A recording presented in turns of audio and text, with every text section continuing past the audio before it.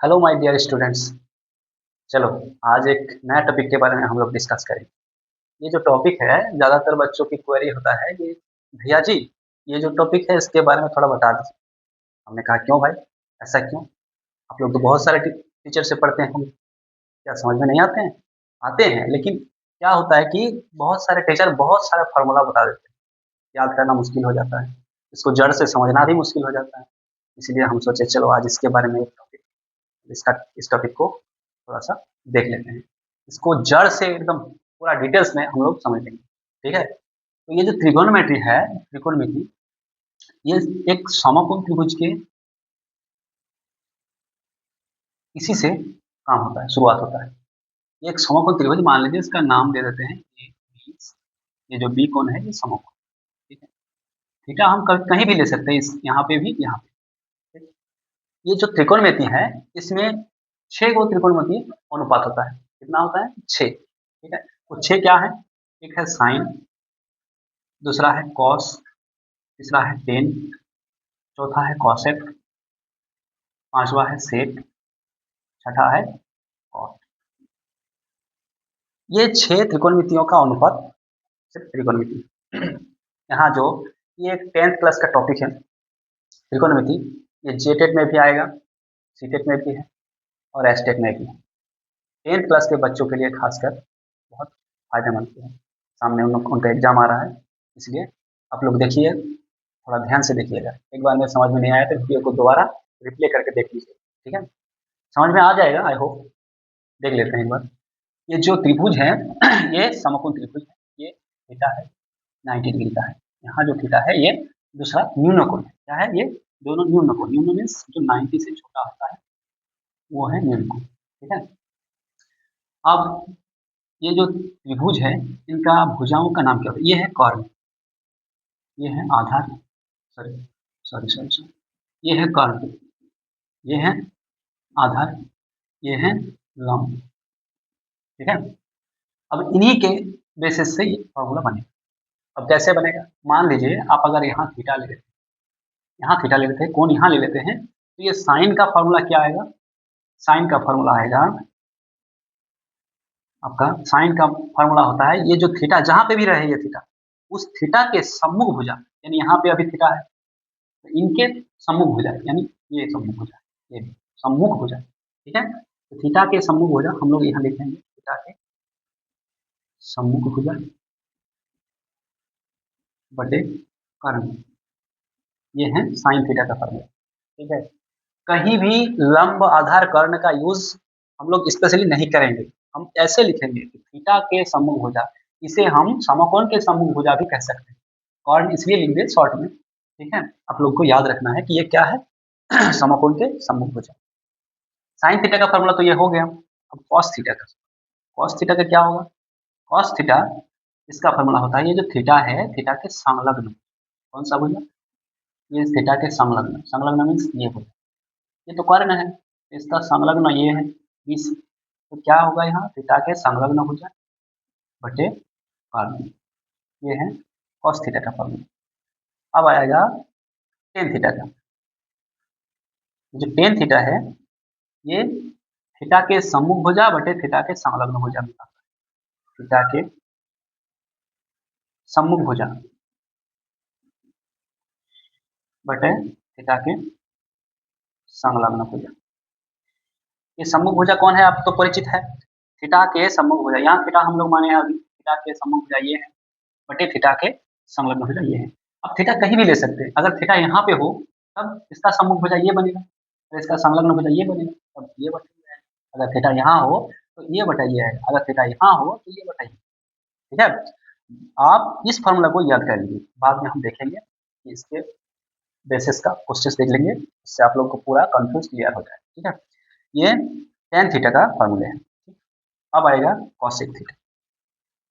Cosec theta जो है वो ऊपर में कर्ण आएगा, नीचे है थीटा के सम्मुख,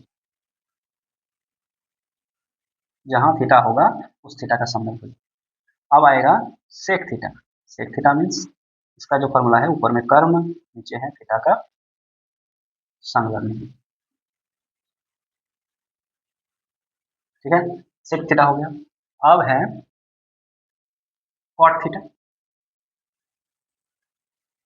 कॉट थीटा ये जो होगा थीटा के संलग्न भुजा ऊपर में, नीचे क्या है, नीचे है थीटा के सम्मुख भुजा, थीटा के सम्मुख। अब ये जो है आप एक बार फार्मूला में देख सकते हैं, फार्मूला को एनालाइज कीजिए, इसके बारे में थोड़ा बताएंगे। ये जो साइन थीटा है, कॉस थीटा है, आपका साइन थीटा का फार्मूला थीटा के सम्मुख भुजा बटे कर्ण, और कॉस थीटा का फार्मूला थीटा के संलग्न भुजा बटे कर्ण। लेकिन टेन थीटा का फार्मूला आप देख लीजिए, थीटा के सम्मुख भुजा मतलब ये बटे थीटा के संलग्न मतलब ये। तो आप इससे कुछ अनुमान लगा सकते हैं, ये जो मान है ये बटे में ये, इन दोनों को बटे करेंगे तो ये आएगा, देख लीजिए कर्ण कर्ण कैंसिल हो जाएगा, थीटा के सम्मुख भुजा बटे थीटा का संलग्न भुजा आया। इसका मतलब क्या हुआ, इसका मतलब हुआ कि साइन थीटा बटे cos theta is equal to tan theta आता है। देख लीजिए साइन थीटा का जो फार्मूला है उसको बटे कॉस थीटा का फार्मूला जब बटे करेंगे तो कर्ण कर्ण कैंसिल हो जाएगा, थीटा के सम्मुख भुजा बटे थीटा के संलग्न भुजा आ जाता है, ये वाला आ जाता है। ये तो टेन थीटा का फार्मूला है, यानी साइन थीटा बटे cos theta means tan theta आया। तो इसका परिचय हम लोग जान लिए कि ये दोनों को डिवाइड करेंगे तो ये आ जाएगा। अब इसी को अगर आप लोग कॉस थीटा को ऊपर में रखें, साइन थीटा को नीचे रखें, तो देख लीजिए एक बार इसको ऊपर करेंगे, इसको अगर ऊपर कर लें, इसको नीचे कर लें, वो भी कर्ण कर्ण कैंसिल हो जाएगा, लेकिन ये वाला ऊपर में आ जाएगा, थीटा के संलग्न भुजा ऊपर में आ जाएगा, थीटा के सम्मुख भुजा नीचे आ जाएगा। तो ये वाला फॉर्मूला देख लीजिए, थीटा के संलग्न भुजा ऊपर में है, थीटा के सम्मुख भुजा नीचे में है, इसका मतलब cot theta. That means cos theta को साइन थीटा से अगर डिवाइड करें तो क्या आएगा, कॉट थीटा आएगा। ठीक, तो इसको अगर इससे डिवाइड करें तो टेन थीटा, अगर इसको इससे डिवाइड करें तो कॉट थीटा। तो ये चारों का हम लोग पता लगा लिए। कॉसेक थीटा देख लीजिए, इससे उल्टा है। कॉसेक थीटा जो है देखिए कर्ण ऊपर में है, थीटा के सम्मुख भुजा नीचे है, इसका उल्टा है, देख लीजिए कर्ण ऊपर चला गया, थीटा के सम्मुख भुजा नीचे चला गया। इसका मतलब साइन थीटा का क्या है, व्युत्क्रम है। साइन थीटा का क्या है, व्युत्क्रम, यानी 1 बटे sine theta is equal cosec theta. इसी को हम इस तरह भी लिख सकते हैं कि 1 बटा cosec theta is equal sine theta. ठीक, ये भी समझ में आ गया आपको। अब जो लास्ट में है वो सेक थीटा और कॉस थीटा का, देखिए ये दोनों व्युत्क्रम देख लीजिए। थीटा के संलग्न भुजा बटे कर्ण है, यहाँ पे कर्ण ऊपर चला गया, थीटा के संलग्न भुजा नीचे आ गया, इसका मीन ये इसका क्या है, व्युत्क्रम है। 1 बटे cos theta is equal sec theta. इसको इस तरह भी लिख सकते हैं, 1 बटे sec theta is equal to cos theta. ठीक है, अब देखते हैं हम लोग ऐसा देखेंगे कि आप लोग को भी समझ में आ जाए। इसको अगर आप लोग स्क्रीनशॉट लेना चाहते हैं तो एक बार ले सकते हैं, बाद में आप रिपीट करके वीडियो को देख भी सकते हैं। चलिए आज कुछ प्रॉब्लम्स, मतलब आप लोग को कोई भी डाउट ना रहे, इस तरह का कुछ प्रॉब्लम्स लेते हैं। कोई थ्योरी आप लोग को बहुत सारे टीचर सुनाए होंगे, बताए होंगे, लेकिन आप लोग को हम थ्योरी नहीं बताएंगे, कुछ नहीं बताएंगे, सिर्फ एक्सप्लेन करेंगे कि इसका होता कैसे है, ये होता कैसे है, ये कैसे आया है। ठीक है, ये जो साइन थीटा है आप लोग को अभी फॉर्मूला बताए हैं साइन थीटा, लेकिन थीटा हम नहीं लेंगे।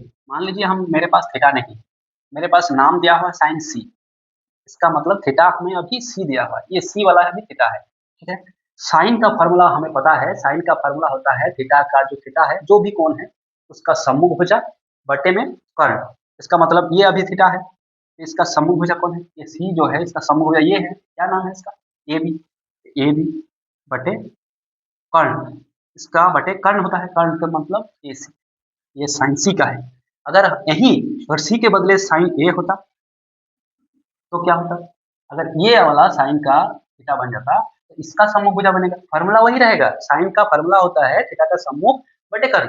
अब थीटा कहीं भी रहे, थीटा यहाँ है तो इसका सम्मुख लेंगे, इसका सम्मुख क्या है, ये वाला है बी सी बटे कर्ण, कर्ण तो यही है ए सी। ठीक है, साइन का पता लग गया। अब मान लीजिए कॉस दिया हुआ है आपके पास, कॉस सी, तो कॉस सी का वही जो फार्मूला कॉस का होता है वो फार्मूला तो बैठेगा ही, लेकिन थीटा के बदले सी है तो सी का काम करेंगे, सी के सापेक्ष जो भुजा आएगा वही लेंगे।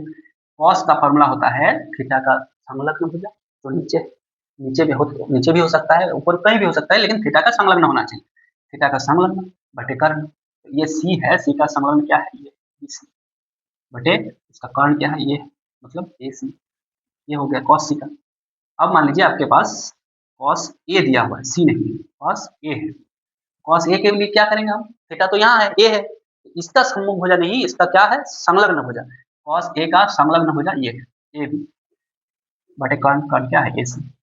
तो साइन ए रहे चाहे साइन सी रहे, साइन कॉस ए रहे चाहे कॉस सी रहे, लेकिन सिर्फ इस त्रिकोणमितीय अनुपात का फार्मूला होता है, एक तो होता है हम लोग लिख दिए थे पहले ही हम लोग पढ़ चुके हैं।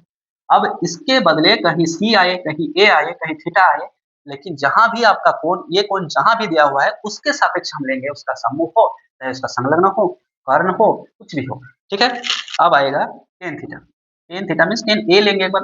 टेन ए मान लीजिए ये टेन ए ले लिए, तो टेन का फॉर्मूला हम लोग जानते हैं, उनका सम्मुख भुजा बटे संलग्न भुजा।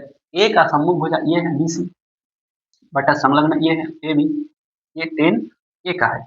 अब क्या है कि टेन सी लेंगे, टेन सी ले लेते हैं, टेन सी को लेंगे तो इसके सापेक्ष देखेंगे, इसका सम्मुख भुजा ये है ए बटे इसका संलग्न भुजा बी सी, ठीक है।